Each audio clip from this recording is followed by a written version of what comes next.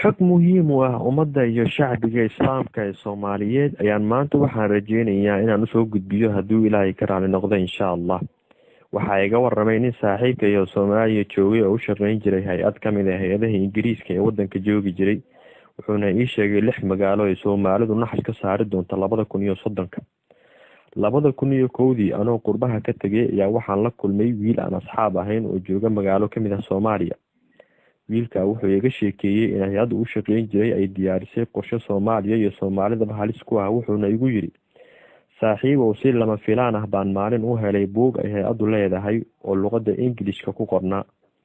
wuxuuna igu yiri buugga waxyaabo fara badan baa ku qornaa, awoodna uma aanan lahayn inaan wada akhriyo ama aan sabir ka qaado, laakiin waxaan akhriyay intaan ka gaari karay. markaana wuxuu igu yiri waxyaabihii aan la yaabay ee buugga ku qornaa waxaa kamid ahaa 1 in dhalinyarada oo 75% laga yareeyo wadanka iyadoo loo isticmaalayo habka tahriibka, dumarkana oo dhalmada laga xiro, cudurada faafaya, qabyaalada iyo dilka iyo kala goosgooska wadankana aada loogu waxweyn taageergeliyo wadanka Soomaaliya oo xitaa aan laga tegin kuwa qurbaha jooga.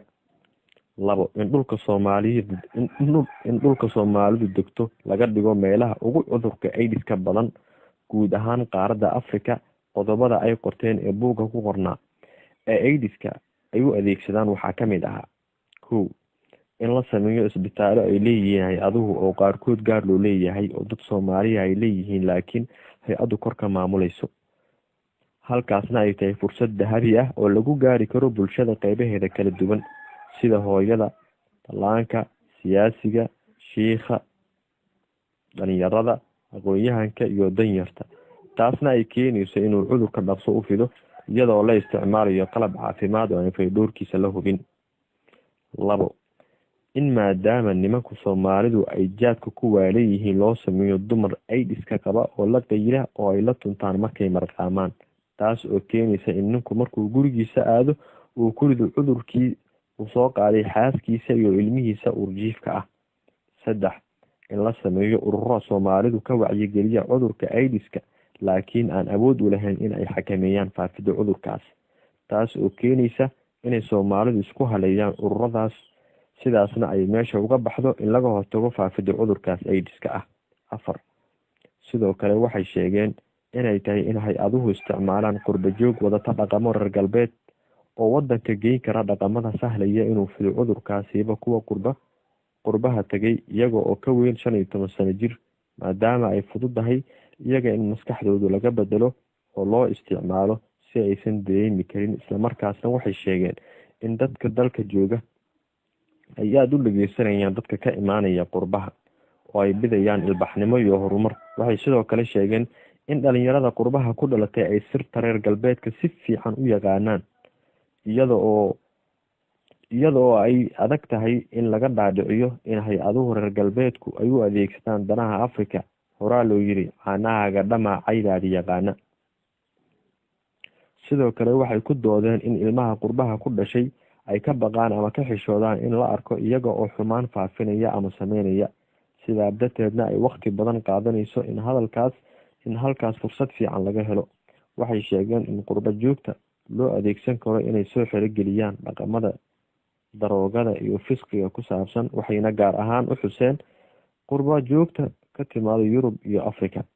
sidoo kale waxay sheegeen in xagga guurka laga soo galo Soomaalida maadaama aysan Soomaalidu isbaarin marka ay isguursanayaan, taas oo keeni karta in gabar ama wiil walba inuu qaado cudurka AIDS-ka inuu guursado qof kale oo aan qabin cudurkaas.